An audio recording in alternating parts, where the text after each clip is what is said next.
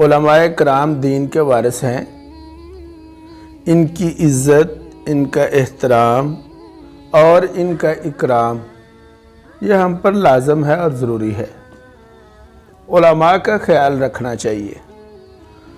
حضور نبی کریم صلی اللہ علیہ وسلم کا ارشاد ہے کہ علماء انبیاء کے وارث ہیں، یعنی علوم نبوت کے وارث ہیں علماء۔ امام کعبہ شیخ سعود الشریم نے ایک دفعہ خطبہ میں بڑی پیاری بات ارشاد فرمایا کہ حضور نبی کریم صلی اللہ علیہ وسلم نے مرغ کو گالی دینے سے منع فرمایا،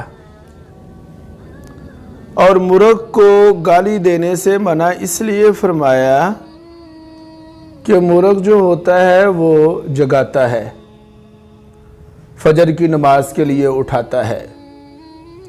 تو جب فجر کی نماز کے لیے اٹھانے والا مرغ اس کو گالی دینے سے منع فرمایا تو علماء تو پوری امت کو ساری زندگی بیدار کرتے رہتے ہیں، پھر ان کو گالی دینا کیسے جائز ہوگا؟